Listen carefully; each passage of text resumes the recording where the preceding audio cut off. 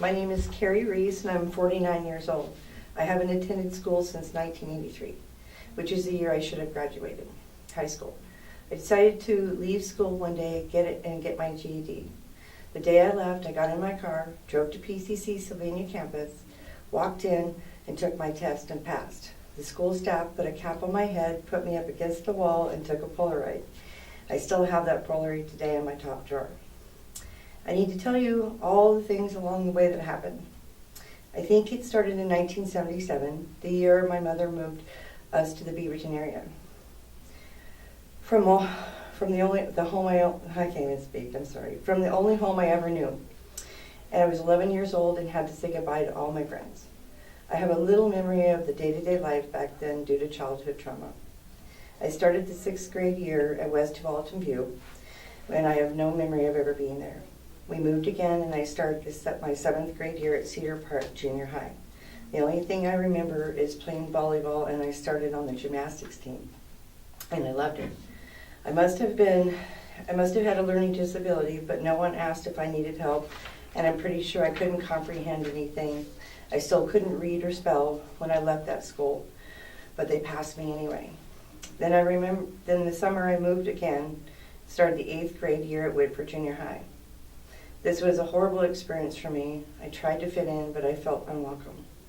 The only good thing that came out of that school is that I was able to be on the gymnastics team. I left the school not remembering ever sitting in a single classroom. Learning still remained a challenge, but they passed me anyway. I started the 9th grade year at Highland Park Junior High, and this time I was 15 years old. I did more things out of school than I remember doing in school. I remember being on the gymnastics team and going to meets.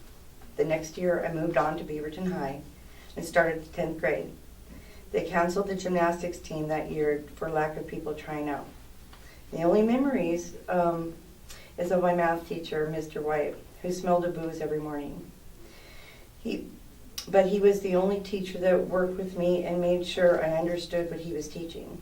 And then one day he said something to me and the light came on and I got it. The method he taught me about learning algebra today still sticks with me. I also have to give credit to my creative writing teacher. Even though my assignments came back with more red ink than black, she made me feel that I was a talented writer. I deserved an F, but she passed me anyway. I was 16 years old and school took on a new meaning for me. It was more of a social event than a place of learning. I think the only reason I received a passing grade is that my teachers felt sorry for me. I kept going and nothing ever changed, and no one ever noticed I stopped learning in the 9th grade. Somewhere near the end of my senior year, I decided that I was going to drop out and get my GED. No one noticed if I was there or not, so I left high school and I never looked back. All of the past led me to this September when I started my first term of college in 31 years. I claimed my seat in the classroom, and all that sounds great, but it wasn't so easy for me to earn that seat I'm so happy to sit in. My first challenge started when I was getting my FAFSA application because I hadn't been on a computer or a website in a really long time, and I found myself lost. If it wasn't for my best friend Lori, who works in the math department in our very school, she took me by the hand and stepped me through the process. I wanted to quit because I did my taxes online and I didn't even know where I'd sent them to my email, but she did. She got them out for me and sat me back down in front of the computer and made me keep going. Once the FAFSA was complete, I thought it was done.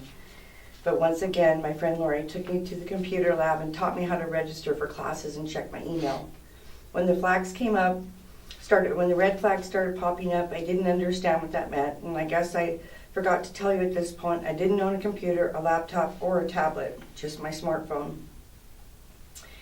And this was a really huge barrier for me. Also, all those old feelings came back that I'm not smart enough to do it. Everything read like Greek. Lori wouldn't let me quit and went through page after page of questions. I worked until I was done, not knowing if I was doing it right. I just kept going until the end. Sorry, I have to breathe. After I came to my electronic signature, Most people would know what that was, but I didn't, so I just followed the instructions, and I finished. You might think I was done, but I wasn't the case. The reading class I wanted and the instructor that I won was full, and I didn't know what that meant. So Lori stepped me through that process also. In the end, on September 22nd, 2014, I started my first class, my first term of college. And so far, from the outside help that I've gotten in school, it hasn't been a great experience. The writing lab was not very friendly, and I went there because I was lost, and they offered me no advice on my paper. The tutoring in the resource room was great. She showed me how to understand and follow instructions better for my class papers. So if you ask me, what are my struggles have been in college experience, then like I would say that I'm a very grateful woman with barriers and roadblocks of my own making. I worked very hard to get where I am today, and I still don't know where that is. I want to learn so I can close the door to my learning issues or my lack of learning.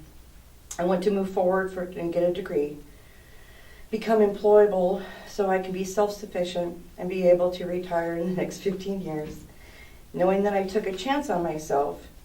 With the help of PCC, Rock Creek, and the teachers and the faculty, I will succeed.